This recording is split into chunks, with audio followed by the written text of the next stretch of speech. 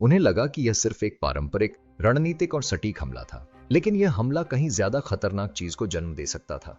6 अप्रैल 2022 की सुबह एक अमेरिकी विमान ने यमन के सादा प्रांत के ऊपर एक सटीक निर्देशित गोला बारूद गिराया, जिसका निशाना वह जगह थी जिसे बाद में पेंटागन ने हूथी हथियारों का भंडार बताया। घनी आबादी वाले रिहायशी इलाके के बीचों बीच बसी यह 2 मंजिला कंक्रीट की इमारत कुछ ही सेकंड में जमींदोज हो गई। सुबह के आसमान में आग का एक गोला चमक उठा, जिसके साथ एक शक्तिशाली शॉकवेव आई, जिससे खिड़कियां टूट गईं, दीवारें टूट गईं और डरे हुए परिवार सड़कों पर भाग खड़े हुए। हूती मीडिया के अनुसार हवाई हमले में कम से कम 2 लोग मारे गए। हालांकि स्थानीय निवासियों ने 1 से ज्यादा विस्फोटों की आवाज सुनी और मलबे से शवों को निकलते हुए देखा। अमेरिका ने हताहतों की सही संख्या की पुष्टि नहीं की है, लेकिन कहा है कि लाल सागर के जलमार्गों पर हाल ही में हुए ड्रोन और मिसाइल हमलों के जवाब में यह हवाई हमला आनुपातिक, सटीक और जरूरी था, लेकिन तात्कालिक तबाही से परे। इस हमले के और भी गहरे निहितार्थ थे। यह सिर्फ एक जानबूझकर किया गया हमला नहीं था, बल्कि एक चेतावनी संदेश था। एक ऐसे क्षेत्र में सैन्य शक्ति का एक सुनियोजित प्रदर्शन जहां प्रतीकात्मकता अक्सर वास्तविकता पर भारी पड़ती है। इमारत किसी सुदूर इलाके में नहीं थी, यह सादा शहर में स्थित थी, जो हूतियों का गढ़ है और जहां नागरिक, स्कूल और बाजार भी स्थित हैं। स्थान का चुनाव कई अहम सवाल खड़े करता है। क्या जानकारी विश्वसनीय है? क्या नागरिकों के लिए जोखिम स्वीकार्य है? और सबसे महत्वपूर्ण बात, क्या हमले की लागत संभावित नुकसान के अनुपात में है? अमेरिकी रक्षा विभाग के लिए यह एक सामरिक जीत थी, एक संभावित खतरे का खात्मा, हूती सेना को कमजोर करना और दुनिया के सबसे महत्वपूर्ण जलमार्गों में से एक में जहाजों पर आगे के हमलों को रोकना। हालांकि हूती नेतृत्व के लिए यह बिल्कुल अलग बात थी, एक निमंत्रण। कुछ ही घंटों के भीतर हूती संबद्ध मीडिया संस्थानों ने तबाही की तस्वीरें प्रकाशित की, जिनमें ढहे हुए कंक्रीट से मुड़ी हुई सरिया और धुआं उठता दिखाई दे रहा था। एक रिपोर्ट में इस हमले को नागरिक बुनियादी ढांचे पर अमेरिकी कायराना हमला बताया गया और दावा किया गया कि इमारत का इस्तेमाल सौर ऊर्जा अनुसंधान के लिए किया जाता था। एक अन्य रिपोर्टर ने घायल निवासियों, रोते हुए बच्चों और परिवारों के साक्षात्कार प्रसारित किए और अमेरिका पर निर्दोष लोगों की हत्या का आरोप लगाया। ये दावे सच हों या सिर्फ झूठा प्रचार, नए आख्यान के निर्माण पर इनके प्रभाव को नहीं बदलता। एक ऐसा युद्ध जिसमें हूती न सिर्फ विद्रोही हैं, बल्कि पीड़ित भी हैं, न सिर्फ लड़ाके, बल्कि यमनी संप्रभुता के रक्षक भी। और ऐसे युद्ध में, धारणाओं के युद्ध में, अक्सर पहली गोली चलने से बहुत पहले ही सच्चाई का शिकार हो जाता है। यह महज हमला नहीं है, यह चिंगारी है। भय से भरे देश में चिंगारी अचानक बुझ नहीं जाती। लेकिन आश्चर्य की बात यह है कि स्थानीय लोगों का कहना है कि यह कोई हथियार डिपो नहीं है, बल्कि सौर ऊर्जा भंडारण सुविधा है।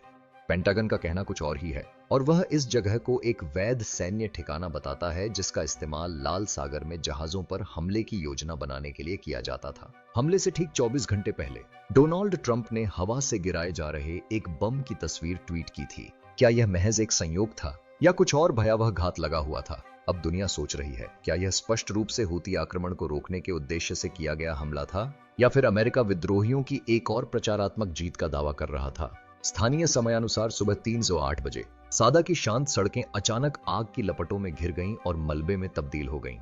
एक अमेरिकी लड़ाकू विमान या संभवतः एक ड्रोन उत्तरी यमन में एक 2 मंजिला इमारत से टकराया, जिससे वह इमारत कुछ ही सेकंड में नष्ट हो गई। अमेरिकी सेंट्रल कमांड के अनुसार यह हमला हूती सैन्य अड्डे पर एक सटीक हमला था, जिसका इस्तेमाल ड्रोन और मिसाइल के पुर्जों को रखने और तैयार करने के लिए किया जाता था। लेकिन युद्ध के मैदान में क्या होता है? हूतियों का एक बहुत ही अलग नाम है, एक सोलर पैनल स्टोर। जी हाँ, सोलर पैनल। घटना स्थल की तस्वीरों में मुड़ी हुई लोहे की सलाखें, ढही हुई दीवारें और मलबे से घायल लोगों को निकालते लोग दिखाई दे रहे हैं।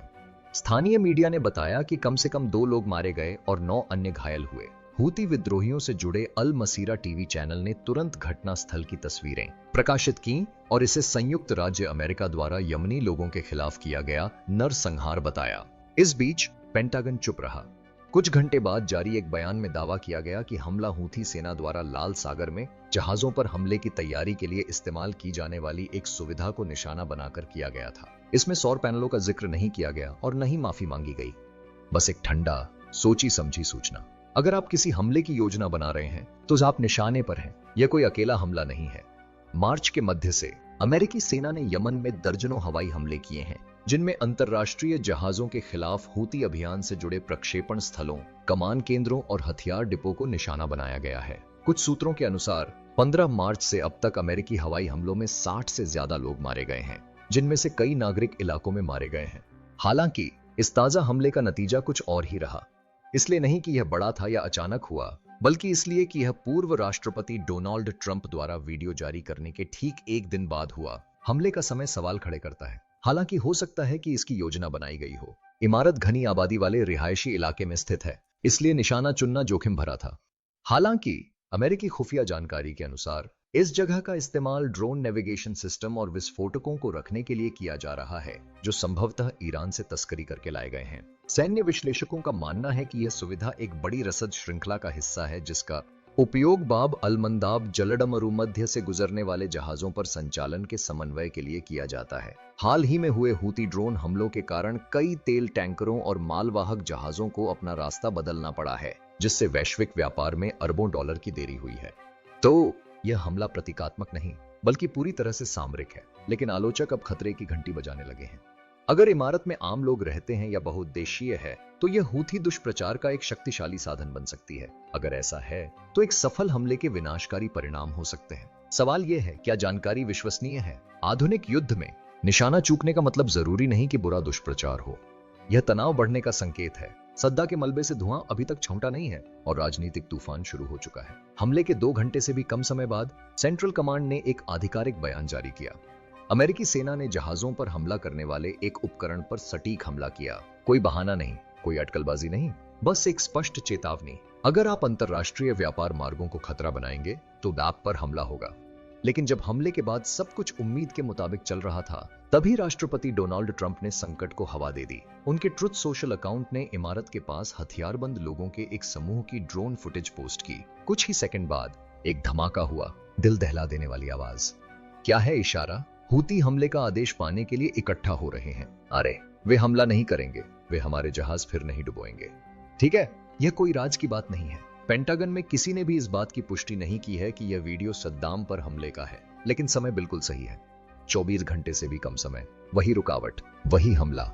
यह अभी भी स्पष्ट नहीं है कि ट्रंप का ट्वीट अंदरूनी जानकारी पर आधारित था या सिर्फ एक धोखा।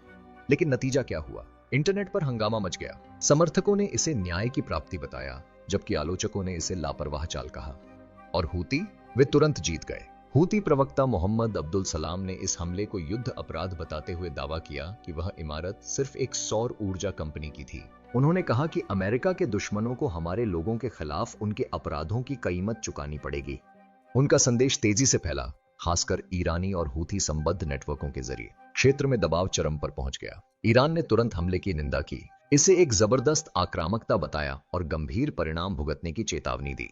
अनुवाद, अतिरिक्त बल पहुंच रहे हैं। हो सकता है कि उन्हें फिर से तैनात कर दिया गया हो, खासकर तब जब अमेरिकी विमानवाहक पोत अभी भी लाल सागर और बॉबेल मैंडिबो जलडमरूमध्य में गश्त कर रहे हैं। इस बीच सहयोगियों ने एक अलग रुख अपनाया। ब्रिटेन ने कुछ ही घंटों में हवाई हमलों का समर्थन किया, जिसे अधिकारियों ने हूथी के लगातार उकसावे के जवाब में एक उचित रक्षात्मक प्रतिक्रिया माना। लेकिन बाद में स्थिति खतरनाक हो गई। अगर यह वाकई एक उच्च स्तरीय योजना थी और अमेरिका इसमें कामयाब रहा, तो मिशन सफल हो जाता। वरना अगर किसी नागरिक का वीडियो बना लिया जाता, तो यह हमला हूती विद्रोहियों के लिए भर्ती का वीडियो बन सकता था। इस तरह एक सामरिक जीत एक रणनीतिक आपदा में बदल जाती। अब फैसला आपका है। क्या यह बल प्रदर्शन उचित था या अमेरिका द्वारा अपनी सीमा लांघने का क्षण? हमें नीचे बताएं या टिप्पणियां पढ़ें। हमला सफल रहा और संदेश पहुंच गया। हालांकि समस्या यह है कि मध्य पूर्व की ओर से कोई प्रतिक्रिया नहीं है। इसके विपरीत स्थिति और बिगड़ती जा रही है। सद्दाम पर अमेरिकी हवाई हमले के कुछ ही घंटों बाद हूतियों ने बोबा एल मंडीबा जलडमरूमध्य के पास अंतरराष्ट्रीय नौवहन मार्गों पर ड्रोन हमलों की एक नई लहर शुरू कर दी। अमेरिकी विध्वंसक विमानों ने कम से कम 2 ड्रोनों को रोका, लेकिन एक इतना पास आ गया कि लड़ाकू स्टेशनों को अलर्ट पर रखना पड़ा। प्रतिक्रिया तेजी से हुई, लेकिन सिर्फ युद्ध के मैदान में ही नहीं। अमेरिकी खुफिया एजेंसियों ने हूती विद्रोहियों के एन्क्रिप्टेड संचार, शहादत की अफवाहों, जवाबी हमलों और नौसेना के नियंत्रण की बहाली का पता लगाया। इस बीच उपग्रह निगरानी ने असामान्य गतिविधियों का खुलासा किया, जिसमें पहाड़ों पर अस्थायी रॉकेट लॉन्चरों का स्थानांतरण और तटीय ठिकानों पर नए हथियारों की आपूर्ति शामिल थी। हूती पीछे नहीं हट रहे हैं, बल्कि वे और ज्यादा आक्रामक होते जा रहे हैं। और ईरान का क्या? शांत लेकिन फिर भी सक्रिय। हालांकि तेहरान ने कोई सीधा बयान जारी नहीं किया है, फिर भी उसका प्रभाव काफी मजबूत बना हुआ है। अमेरिकी रक्षा विश्लेषकों ने बताया है कि लाल सागर के ऊपर हाल ही में हुए एक इंटरसेप्ट में ईरानी ड्रोन के कुछ हिस्से मिले हैं। संदेश साफ है, ईरान भले ही सार्वजनिक रूप से पीछे हट रहा हो, लेकिन पर्दे के पीछे उसके आपूर्ति मार्ग खुले हुए हैं। इस बीच संयुक्त राज्य अमेरिका अनिश्चित काल तक अपनी रक्षा करने का इरादा नहीं रखता है। विमानवाहक पोत हमलावर समूहों ने अपनी संरचनाएं मजबूत कर ली हैं और रीपर ड्रोन यमन के पश्चिमी तट पर टोही उड़ाने भर रहे हैं। तभी इंजीनियर आ गए। EEA-18G ग्रोलर्स ने हवाई यातायात सिग्नलों को बाधित कर दिया और हूथी विमानों के बीच समन्वय को बिगाड़ दिया। खबर है कि B-2 स्टील्थ बमवर्षक विमानों ने डिएगो गार्सिया से उड़ान भरी। अपुष्ट ऐसी अफवाहें केवल बड़े संघर्षों के दौरान ही सामने आती हैं। शक्ति संतुलन फिर से बदल गया है, लेकिन इस बार खतरा सिर्फ सैन्य पहलू तक ही सीमित नहीं है, बल्कि आर्थिक पहलू भी इसमें शामिल है। तेल टैंकर कंपनियां लाल सागर के रास्तों से हटने लगीं। प्रमुख जहाजरानी कंपनियों ने अपने जहाजों का मार्ग केप ऑफ गुड होप के आसपास बदल दिया, जिसके परिणाम स्वरूप ईंधन की लागत में साप्ताहिक वृद्धि हुई और प्रति यात्रा लाखों डॉलर का नुकसान हुआ। लाल सागर से होकर जाने वाले माल के लिए बीमा प्रीमियम रातों रात तेजी से बढ़ गया। हर ड्रोन न सिर्फ नौवहन के लिए, बल्कि 10 अरब डॉलर के वैश्विक व्यापार के लिए भी खतरा है। हूती इसे समझते हैं। उनकी रणनीति आग से जीतने की नहीं, बल्कि ध्यान भटकाने, भ्रमित करने और डराने की है। अगर वे दुनिया को इतनी देर तक बेचैन रख सकें कि वे अपना सारा पैसा इकट्ठा कर सकें, तो वे इसे अपनी जीत मानेंगे। इसीलिए बांध पर यह हमला सिर्फ विध्वंस से कहीं बढ़कर है। यह सिर्फ एक इमारत को नष्ट करना नहीं है। यह दर्शाता है कि अमेरिका पहले और जोरदार हमला करने के लिए तैयार है, लेकिन इस शक्ति प्रदर्शन के परिणाम होते हैं बदला, तोड़फोड़, छद्म युद्ध। और अब हम खुद को ऐसी स्थिति में पाते हैं जहां एक भी गलती, एक खोया हुआ ड्रोन या किसी नागरिक लक्ष्य पर हमला कहीं ज्यादा गंभीर घटना को जन्म दे सकता है। क्योंकि जब दोनों पक्ष दांव लगाते हैं तो कोई ना कोई तो बोलेगा ही। जहां सुर्खियों और कमांड सेंटरों में युद्ध के नगाड़े बज रहे हैं, वहीं यमन में बस चीख पुकार, धुआं और सन्नाटा ही सुनाई दे रहा है। क्योंकि सटीक हमलों और रणनीतिक रिपोर्टों के शोर के पीछे मलबे के नीचे दबे असली लोग हैं। क्या सद्दा में हुई इस इमारत पर हमला हुआ था? पेंटागन की खुफिया जानकारी के अनुसार यह एक हथियार डिपो था, लेकिन 2 घर दूर रहने वालों के अनुसार यह एक शांत जगह थी, एक धूल भरी दुकान जिसमें सौर पैनल और बिजली के तार बक्सों में बंद थे। जब मिसाइल इमारत से टकराई तो उसकी पूरी संरचना हिल गई। शीशे गोलियों की तरह बिखर गए। एक 12 साल के लड़के ने अपने दोनों पैर खो दिए। उसकी मां मर चुकी थी, लेकिन विस्फोट ने न सिर्फ दीवारें नष्ट कर दी, बल्कि बची खुची शांति भी नष्ट कर दी। निष्कर्ष, यह अब अपवाद नहीं रहा, यह नियम बन गया है। स्थानीय सूत्रों के अनुसार मार्च के मध्य से अब तक उत्तरी यमन में अमेरिकी हवाई हमलों में 60 से ज्यादा लोग मारे गए हैं। इनमें सभी आतंकवादी नहीं थे, बल्कि किसान, व्यापारी और बच्चे भी शामिल थे। ये आधुनिक संघर्ष की क्रूर गणनाएं हैं। स्मार्ट बम, मूर्खतापूर्ण परिणाम। और जब भी किसी लक्षित हमले में कोई नागरिक मारा जाता है तो हूतियों को एक भी गोली चलाने की जरूरत नहीं पड़ती। उन्होंने बस इसे रिकॉर्ड कर लिया, फिर उन्होंने सैटेलाइट चैनलों पर इसके नतीजे प्रसारित किए, उनकी तुलना अमेरिकी साम्राज्यवाद से की और इस रक्तपात का दुष्प्रचार के लिए इस्तेमाल किया। अब सवाल यह नहीं रहा कि क्या हवाई हमलों से हूती रसद में कोई बाधा आई। समस्या यह है कि इससे सभी को नुकसान पहुंचता है। बांध की समस्या भू राजनीति नहीं, बल्कि आज स्वच्छ जल की उपलब्धता है। क्या जनरेटर के लिए ईंधन है? क्या आपके बच्चे 2 ब्लॉक दूर गिरते बम के बिना सो सकते हैं? जब आप ड्रोन के पर्दे के पीछे नहीं होते तो युद्ध ऐसा ही दिखता है। हर कथित हमले की यही कीमत चुकानी पड़ती है। यमन में स्वास्थ्यकर्मी जान बचाने के लिए संघर्ष कर रहे हैं और दुनिया पक्ष ले रही है। वॉशिंगटन में स्थिति स्पष्ट है। हमें खतरे का अंदाजा उसके आने से पहले ही हो गया था। इसमें वैश्विक व्यापार, नौवहन पर रोक और सत्ताधारियों के बीच सत्ता संघर्ष शामिल थे। लोग इस बात पर अटकलें लगा रहे थे कि क्या यह सिर्फ एक चेतावनी है या किसी बड़ी प्रक्रिया का पहला कदम। लेकिन समस्या यह है कि आप एक बारूदी सुरंग में शतरंज खेल रहे हैं। एक गलत चाल और पूरी बिसात फट जाती है। तो इस अमेरिकी हमले से असल में क्या हासिल हुआ? सिद्धांततः यह एक सामरिक जीत थी। एक लॉन्च पैड कम, एक और चेतावनी, एक ऐसा हमला जो कहता है हम तुम्हें देख रहे हैं, हम तुम्हें पकड़ सकते हैं, हमारी परीक्षा मत लो। लेकिन सटीकता की समस्या यह है कि यह तभी कारगर होती है जब खुफिया जानकारी सटीक हो और युद्ध के समय में कुछ भी पूर्ण नहीं होता। हाँ, निशाना हो तो सैन्य अड्डा हो सकता है। हाँ, वह ड्रोनों के झुंड को लाल सागर तक पहुंचने से रोक सकता था। लेकिन अगर किसी नागरिक की मौत की खबर भी दूर दूर तक फैल जाए और तेहरान, बेरूत या काहिरा में किसी स्क्रीन पर किसी हताश बच्चे की तस्वीर दिखाई दे, तो यह जीत नहीं बल्कि ईंधन है। दुष्प्रचार को बढ़ावा देना, भर्ती करना और अराजकता फैलाना। और अब पूरा क्षेत्र देख रहा है। ईरान कुछ तो कर रहा है, लेकिन सभी नहीं। हूती घिरे हुए हैं, लेकिन वे अभी भी हथियारबंद, खतरनाक और भीषण लड़ाई लड़ रहे हैं। अमेरिका का क्या? इससे दुनिया को पता चलता है कि वे चेतावनियों को नजरअंदाज करके सब कुछ उड़ा देने को तैयार हैं। अब असली सवाल ये नहीं है कि हमने पिछले हफ्ते क्या किया, बल्कि यह है कि आगे क्या होगा, क्योंकि अभी ये खत्म नहीं हुआ है। बिल्कुल उल्टा, हूतियों ने बदला लेने की कसम खाई है और ईरान देख रहा है और इंतजार कर रहा है।